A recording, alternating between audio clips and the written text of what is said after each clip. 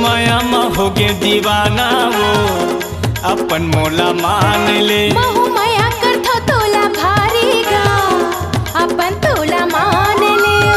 ए रानी अपन मोला मान ले।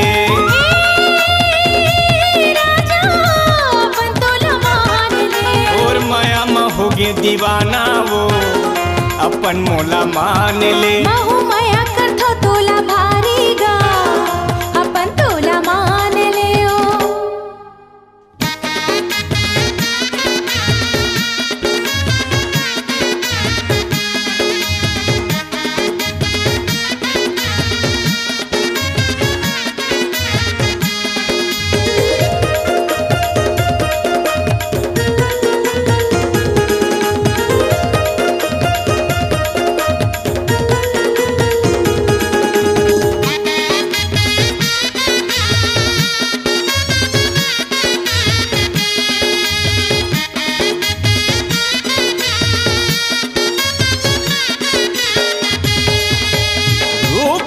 है चंदा बरोबर नैना हा तोर कजरेली है।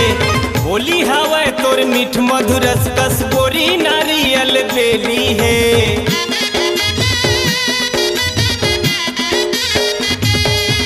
ये रूप दिखत है चंदा बरोबर नैना हा तोर कजरेली है। बोली हवा तोर मीठ मधुरस कस गोरी नारियल बेली है। अपन मोला जान ले। राजा अपन तोला जान ले।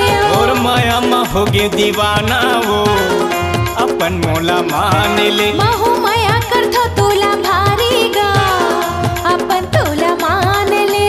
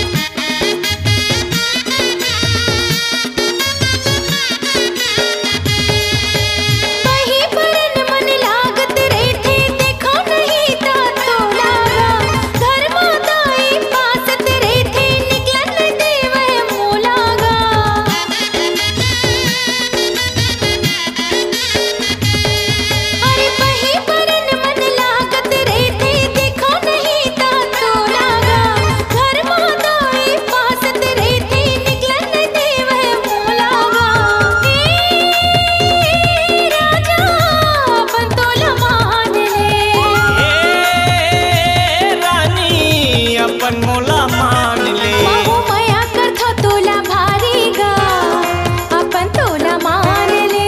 और माया में होगे दीवाना वो अपन मोला मान ले। राजा अपन तोला मान ले। रानी अपन मोला मान ले। महू माया करथो तोला भारी गा अपन तोला मान ले। और माया में होगे दीवाना वो अपन मोला मान ले। महू माया करथो तोला भारी गा अपन तोला मान ले। और माया में होगे दीवाना वो अपन मोला मान ले। महू माया करथो तोला भारी गा अपन तोला मान ले। और माया में होगे दीवाना वो अपन मोला मान